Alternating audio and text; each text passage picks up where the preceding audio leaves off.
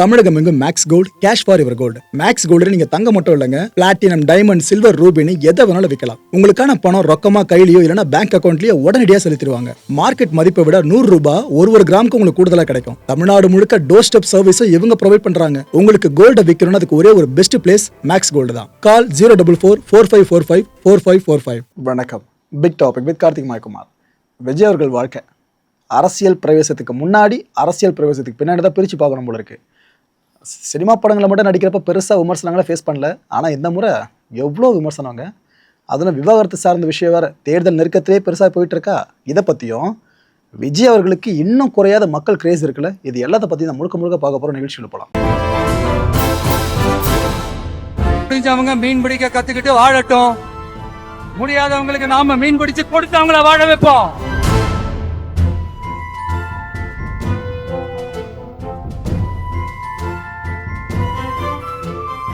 விஜய், சங்கீதா இவங்களோட பிரிவு முடிவு இருக்குல்ல, இதை சார்ந்து கடந்த பிப்ரவரி மாதம் 24 வாக்கில் விவாகரத்து கேட்டு மனு தாக்கல் பண்ணப்பட்டிருந்துச்சு. ஆரம்பிச்சது வேறு யார்? சங்கீதா அவர்கள் தான் மனு தாக்கல் பண்ணியிருந்தாங்க. நேரில் ஆஜராகணும் அப்படின்ட்டு சம்மனும் இஷ்யூ பண்ணப்பட்டிருந்துச்சு. ஏற்கனவே சங்கீதா அவர்கள் தெளிவாக சொல்லியிருந்தாங்க, எனக்கு சென்னையில் பெருசாக தங்குறதுக்கு ப்ராப்பர்ட்டி கிடையாது, அது இல்லாமல் பசங்களோட படிப்பு சார்ந்து வெளிநாட்டில் தங்கிட்டு இருக்க வேண்டியதாக இருக்குன்னு சொல்லிட்டு மென்ஷன்லாம் பண்ணியிருந்தாங்க. இதை தாண்டி நேரில் ஆஜராகணும்னு சொல்லிட்டு 2 தரப்பு பேஸ் பண்ணியும் சம்மன் இஷ்யூ பண்ணப்பட்டிருந்துச்சா. கடந்த 17 விஜய் அவர்கள் தரப்பில் ஒரு மனு தாக்கல் பண்ணப்பட்டுச்சு கோர்ட்டில். அதில் என்ன கேட்டிருந்தாங்க, இல்லைங்க இது எலெக்ஷன் டைமு, தேர்தல் பணி காரணமாக நிறைய இடங்களுக்கு போக வேண்டியதாக இருக்குது, அதனால் கோர்ட் ப்ரொசீடிங்ஸ்க்காக நேரில் வர முடியாது, வீடியோ கான்ஃபரன்சிங் முறையில் விசாரணை நடத்தினா எனக்கு இப்போதைக்கு சிறப்பாக இருக்குங்க, அதுக்காக என்னை அனுமதிக்க முடியுமா அப்படின்ட்டு ஒரு ரெக்வெஸ்ட்டை கேட்டிருந்தாங்க கோர்ட்டில். இன்னைக்கு செங்கல்பட்டு கோர்ட்டில் விசாரணை நடந்துச்சு. ஆக்சுவலாக இதில் 2 தரப்பு வழக்கறிஞர்கள் இருக்காங்களே, இவங்க 2 பேருமே பேசிக்கிட்டதாகவும் இது சார்ந்த ஒரு தகவல் வெளியாக இருக்கிறது. மியூச்சுவல் டிவோர்ஸ்னு சொல்லுவாங்களே, பரஸ்பரமாக 2 பேரும் மனமும் வந்து பிரியிறது. இதுக்கு 2 தரப்பு சம்மதம் தெரிவிச்சிருக்கிறதா தகவல் மட்டும் வெளியாக இருக்குது. அண்ட் அவங்க பேசிக்கிட்டதில் அவுட் ஆஃப் கோர்ட் மாதிரி வச்சுக்கோங்களேன், அவங்க பேசிக்கிட்டதில் இன்னும் 2 விஷயமும் முக்கியமான தகவலை வெளியே வந்திருக்கிறது. ஒன்று, வாழ்நாள் ஜீவனாம்சம் விஜயர்கள் தரப்புலேருந்து சங்கீதார்கள் தரப்புக்கு கொடுக்கறது. குழந்தைங்களோட எதிர்காலம் சார்ந்து இந்த சொத்து பாக பிரிவினை இருக்குல்ல, இதை பேஸ் பண்ணி ஒரு முடிவுக்கு வந்திருக்கிறதாகவும் சொல்லப்பட்டு இருக்கு. இதை தாண்டி இன்னும் நிறைய தகவல்கள் வருது, அது தகவலை ஸ்கிப் பண்ணிடலாம். இதை மட்டும் மைண்டில் இப்போதைக்கு வச்சுக்கோங்க. அஃபிஷியலாக சொன்னதுக்கப்புறம் அடுத்த அப்டேட் உங்களுக்கு கொடுக்குறேன். இந்த 2 தரப்பு வழக்கறிஞர்கள் இருக்காங்களே, இவங்க ஒரு மனுவை தாக்கல் பண்ணியிருக்காங்க. ஆக்சுவலாக ஒரு பக்கம் முரண்டு பிடிக்கிறாங்கன்னா தான் டிவோர்ஸ் ஒரு சரி கிடைக்காது, அது பாருன்னு இழுத்துட்டு போவோம் அந்த விவகாரம். ஆனால் 2 தரப்பும் மியூச்சுவல் கொடுக்க ரெடியாக இருக்காங்க அப்படின்ற பட்சத்தில் அது உடனே முடிய வாய்ப்பு இருக்குது. ஸோ இதுக்கப்புறம் 2 பக்கமும் இசைவன்ற மாதிரி தெரிஞ்சிச்சுல, ஸோ அவங்க புதிய மனு தாக்கல் பண்ணியிருக்காங்களாம். இதனை நீதிபதி ஏற்றுக்கிட்டு இருக்காங்க. ஏற்றுக்கிட்டு வர்ற ஜூன் மாதம் 15 வழக்கை ஒத்தி வச்சுருக்காங்க. ஸோ எலெக்ஷன் முடிகிற வரைக்குமே விஜய் அவர்களுக்கு இந்த வழக்கு சார்ந்து ஃபோக்கஸ் பண்ண வேண்டிய அவசியம் இப்போதைக்கு இல்லை. அவங்க கேட்டது கிட்டத்தட்ட கிடைச்ச மாதிரி ஆயிடுச்சா. அண்ட் இன்னொன்று, நேரில் ஆஜராக உத்தரவு பிறப்பிக்கப்பட்டிருக்கு. முதலே மனு தாக்கல் பண்ணாங்க ப்ரோ அப்படின்னு கேட்டிங்கன்னா, இப்போ அவங்க சைட்லேயும் சொல்லணும், இல்லைங்க என்னாலையும் நேரில் வர முடியாது, வீடியோ கான்ஃபரன்சிங் ஓகேன்ற மாதிரி 2 தரப்பும் பரஸ்பரம் சொல்லி ஒத்துக்கிட்டாங்க அப்படின்னா அதுக்கப்புறம் தான் அஃபிஷியல் அனௌன்ஸ் பண்ணப்படும், ஓகே இந்த வீடியோ கான்ஃபரன்ஸிங்கே போதும் அப்படின்னு சொல்லிட்டு பார்ப்போம். கன்ஃபார்ம் நேரில் வர சொல்கிறாங்களா இல்லை வீடியோ கான்ஃபரன்ஸில் முடிக்கலான்றதை வெயிட் பண்ணி பார்ப்போம். அடுத்த அரசியல் களத்துக்கு வருவோம். கோயில், மசூதி, தேவாலயம்னு எங்கே பார்த்தாலும் விஜய் அவர்களை பார்க்க முடியுது. அதுவும் தேவாலயம் சார்ந்து அவர் மண்டிக்கிட்டு அப்படி மூவ் பண்ணி போன விஷயம், அந்த காட்சி வெளியே வந்து அது ஒரு சாரார் மத்தியில், தாவைக்கு அபிமானிகள் மத்தியில் ஆகா ஓகோன்னு புகழப்படுறது.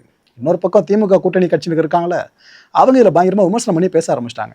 குறிப்பாக அண்ணன் திருமா அவர் என்ன சொல்லியிருக்காரு, தமிழ்நாட்டில் சிறுபான்மை ஓட்டை பிரிக்கணும், டிஎம்கே கூட்டணிக்கு விழப்போகிற சிறுபான்மை ஓட்டு இருக்குல்ல, இதை பிரிக்கணும், இதுக்கப்புறம் பாஜகவை ஆட்சியில் அமர வைக்கணும், இதுக்காக பணியமர்த்தப்பட்டவர் தான் விஜய் அவர்கள்னு அவர் தாக்கி பேசியிருக்காரு.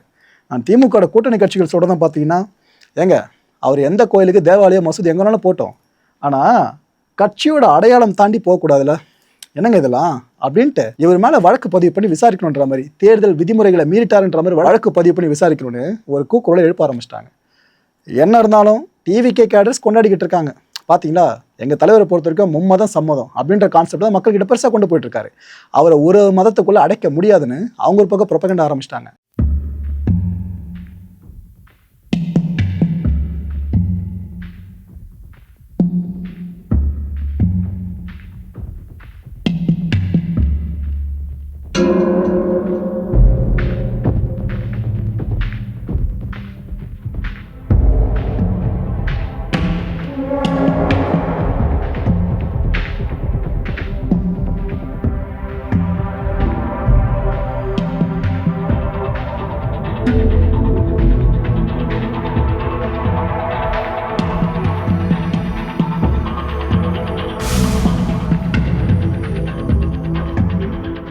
விஜய் அவர்கள் நேரில் ஒரு முறை பார்த்தணுன்ற ஆசை பல பேருக்கு இருக்கும். அதுக்குன்னு இந்த அளவுக்கு ரிஸ்க் எடுக்கிறது. திருவள்ளூருக்கு விஜய் அவர்கள் போனாங்கல்ல, பசாம க்ரௌடுங்க. அந்த டோல்லாம் பார்க்கணுமே, சரியான க்ரௌடுங்க. திருவள்ளூருக்குள்ளே போயிட்டு இருக்கும் போதே விஜய் அவர்களை பார்க்கணும்னு சொல்லிட்டு தென்னை மரத்து மேலே ஏறி, இங்கே நான் உனக்கு ஹைட்டை காட்டல, செம ஹைட் ஆக்சுவலாக, அந்த பையன் மேலே ஏறிட்டு கொடி அசைச்சிட்டு இருக்காரு.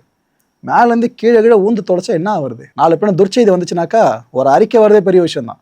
அதுக்கப்புறம் பெருசாக உங்கள் குடும்பம் சார்ந்து யாரும் அபிமானம் கொள்ள போகிறதுல எந்த கட்சிக்கு நீங்கள் சப்போர்ட் பண்ணாலும் சொல்கிறேன். ஸோ ஃபேமிலியை முதல்ல யோசிச்சு பாருங்கயா. இது போலலாம் ஆர்வக்கோளாறு வேலை பண்ணி கீழே கீழே ஊந்து தொலைச்சி உழாத வரைக்கும் பிரச்சனை இல்லை. ஒன்ஸ் ஊந்துட்டிங்கன்னா அவங்களுக்கும் கெட்ட பேர் தான், அதை மைண்டில் வச்சுக்கோங்க. புதுமண தம்பதி, இது இந்த வாரம் யுனிக்காக ஒரு விஷயம் நடந்திருக்கு. திருவள்ளூர் உள்ள வந்துட்டாப்லையா, இந்த பொன்னேரி சரகம் சார்ந்து ஃபுல்லாக அங்கே ஒரு ரோட் ஷோவை கண்டக்ட் பண்ணியிருந்தாருங்க விஜய் அவர்கள். அப்போது புதுசாக கல்யாணமான ஒரு தம்பதி அவங்க பிரச்சார வாகனத்தில் ஏற்ற அனுமதிக்கப்பட்டாங்க. அவங்களும் வந்தாங்க மேலே. வந்துட்டு விஜய் அண்ணாவை பார்த்துட்டா அப்படின்னு அவங்க ஒரு பக்கம் துடிக்கிறது என்ன, மாப்பிள்ளை ஒரு பக்கம் துடிக்கிறது என்ன, அதுக்கப்புறம் அவங்க அவரோட பிளெஸிங்கை வாங்கினது என்ன, இவ்வளோ விஷயங்கள் நடந்துச்சு.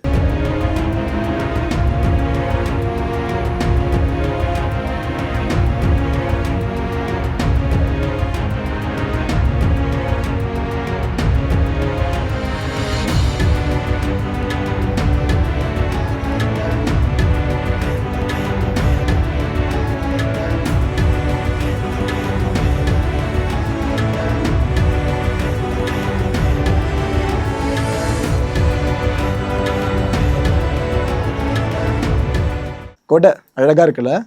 ஆக்சுவலாக அவங்களா எடுத்துகிட்டு வந்ததில்லை, அந்த கூட்டத்தில் ஒரு தொண்டர் கொடுத்ததா சொல்லப்படுதுங்க.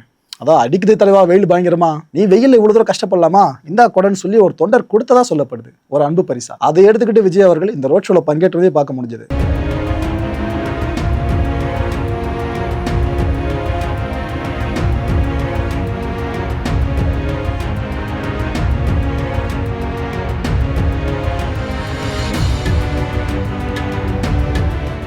சரியான வெயிலில் வெளியே பயங்கரமாக கொளுத்துது.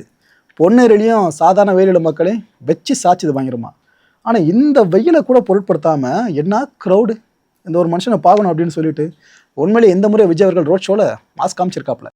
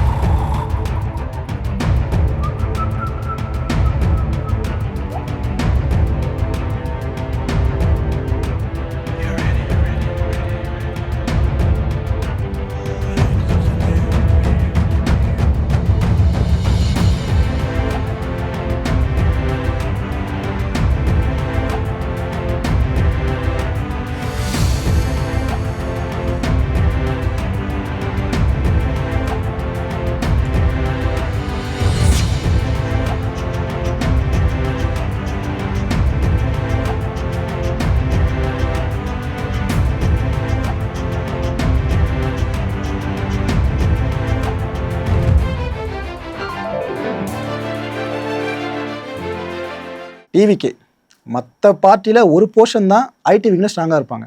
ஆனால் டிவிகே பொறுத்த வரைக்கும் ஒட்டு மொத்தமாக ஐடி விங்கில் ஸ்ட்ராங்காக இருப்பாங்க. பிறகும் போது செல்ஃபோன் கையுமா பிறந்த குழந்தைங்களா தான் அந்த ஜென்ரேஷனை பார்க்க முடியுதுல்ல. இந்த வர்ச்சுவல் வாரியர்ஸ் அப்படின்றவங்க சோஷியல் மீடியாவில் ஆக்டிவாக இருக்காங்கன்னா, இன்னொரு பக்கம் காலத்துக்கும் ரொபாட்ஸை இறக்க ஆரம்பிச்சிருக்காங்க. எனக்கு தெரிஞ்சு சவுத் இந்தியாவில் இதுதான் ஃபர்ஸ்ட் டைம் நடக்குதுன்னு நினைக்கிறேன். என்னோட கணிப்பு சரியாக இருக்கும் பட்சத்தில் இந்த வாக்கு சேகரிப்புக்காக ரொபாட்டை டிவிக்கே களமிறக்கி விட்டுருக்கு. இது இங்கே வினோதமாக நடந்திருக்கு.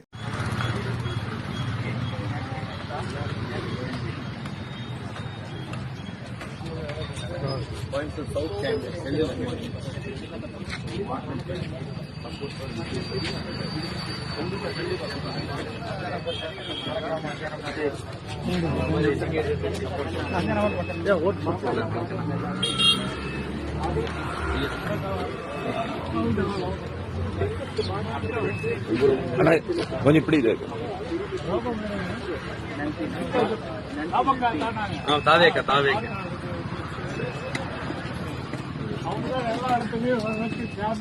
ரொம்ப சந்தோஷம்.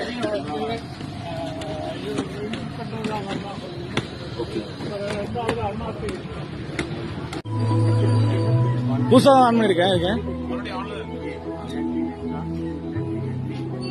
ப்ரோ. ஏதாவது மூமெண்ட் கொடுங்க ப்ரோ. ப்ரோ ப்ரோ ப்ரோ உள்ள வர.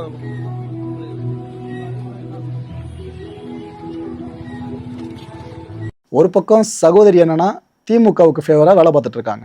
இன்னொரு பக்கம் சகோதரர் என்னன்னா டிவிக்கே சார்ந்து ரொம்ப வேகமாக களப்பணியாற்றிக்கிட்டு இருக்காரு. சத்யராஜ் அவர்களோட மகள் இருக்காங்களே, அவங்க சார்ந்து தான் சொல்லிக்கிட்டு இருக்கேன். சிபிராஜ் அவர்கள் டிவிக்கே கேண்டிடேட்டுக்கு ஆதரவாக ஒரு வீடியோ வெளியிட்டிருக்காப்ல. இப்போ அனைவருக்கும் வணக்கம். டாக்டர் குமார் ஆர் அவர்கள் நம்ம சென்னை வேளச்சேரி தொகுதியில் தளபதி விஜய் அவர்களுடைய தாவேகா கட்சியின் சார்பாக விசில் சின்னத்தில் போட்டியிட போறாரு. குமார் அவர்களை பற்றி சொல்லணும் அப்படின்னா, பிஇ இன்ஜினியரிங் படிச்சிருக்கிற ஒரு சிவில் இன்ஜினியர். அது மட்டும் இல்லாமல் பெங்களூர் ஐஐஎம்ல பிசினஸ் லீடர்ஷிப் ப்ரோக்ராம் பண்ணியிருக்காரு. நம்ம தளபதி விஜய் அவர்கள் மாதிரியே நேரடி அரசியல் இறங்குறதுக்கு முன்னாடியே மக்கள் பணி நிறைய செஞ்சிருக்கிற ஒரு அற்புதமான நபர். வேளச்சேரி தொகுதியை பொறுத்த வரைக்கும் என்னென்ன பிரச்சனைகள் இருக்கு, என்னென்ன கஷ்டங்கள் நீங்க ஃபேஸ் பண்றீங்க அப்படிங்கறது நான் சொல்லி தான் உங்களுக்கு தெரியணும் அப்படிங்கறது இல்ல. அதெல்லாம் மாறணும்னா டாக்டர் குமார் அவர்களுக்கு விசில் சின்னத்தில் வாக்களிங்க. தேங்க்யூ. மக்களை இந்த கான்டென்ட்டை பொறுத்த வரைக்கும் மனசில் ஒரு வினா இருக்குது. முடிஞ்ச அதுக்கான பதில்களை கீழே கமெண்ட் செக்ஷனில் கமெண்ட் லீவ் பண்ணுங்கள். இது வரைக்கும் நடக்கலை, ஆனால் நடக்கும்னு எதிர்பார்க்குறீங்களா அடுத்த எலெக்ஷனில்?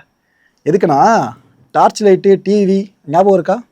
கமல்ஹாசன் அவர்கள் எந்த அளவுக்கு திமுகவுக்கு எதிராக பேசினாங்க, அதுக்கப்புறம் என்ன ஆச்சு, திமுக டிக்கெட்லேயே ஒரு எம்பி ஆன விஷயம் கண்டிப்பாக உங்களுக்கு தெரிஞ்சிருக்கும்.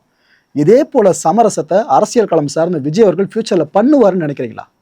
அவர் யார் எதிர்க்கிறாரோ அந்த கட்சி சார்ந்து, அந்த கட்சியோட பெரிய பெரிய முகங்களுக்கு வாக்கு கேட்டு விஜய் அவர்கள் அடுத்த எலெக்ஷன் சார்ந்து போவார்னு நினைக்கிறீங்க? ஸோ ரெண்டே ஆப்ஷன் தான். விஜய் அவர்கள் அடுத்த கமல்ஹாசனா இல்லை அடுத்த எம்ஜிஆரா? உங்களோட பதில் என்ன?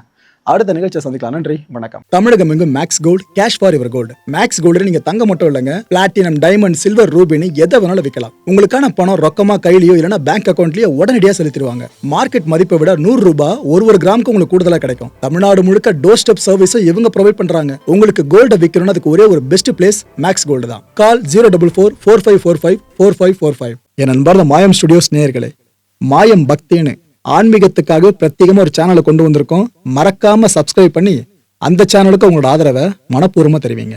வணக்கம் மாயம் ஸ்டுடியோஸ் நண்பர்களே. மாயம் ட்ரெண்ட்ஸ் அப்படின்ற ஒரு புதிய ஃபேஸ்புக் பேஜை ஓப்பன் பண்ணியிருக்கோம். நீங்கள் யூடியூப்ல பார்த்துட்டு இருக்கீங்களா நம்மளோட கான்டென்ட்ஸ்லாம், இதெல்லாம் விட ஒரு படி மேலே ரொம்ப கிறிஸ்பாகவும் ரொம்ப சூப்பராகவும் நிறைய கான்டென்ட்ஸ் உங்களுக்கு இந்த பேஜில் காத்துட்டு இருக்குங்க. ஸோ உடனடியாக ஃபேஸ்புக் பிளாட்ஃபார்ம் போங்க, மாயம் ட்ரெண்ட்ஸ்னு டைப் பண்ணி சர்ச் பண்ணி நம்ம பேஜை ஃபாலோ பண்ணுங்க. அப்படியே நம்ம சேனலையும் நீங்கள் சப்ஸ்கிரைப் பண்ணிட்டீங்க அப்படின்னா இன்னும் நிறைய புது கான்டென்ட்ஸை உங்களுக்காக ப்ரொடியூஸ் பண்ணி கொடுத்துக்கிட்டே இருப்பாங்க. நீங்கள் பண்ணுற ஒவ்வொரு சப்ஸ்கிரிப்ஷனும் எங்களுக்கு பெரிய மோட்டிவேஷனாக அமையும்.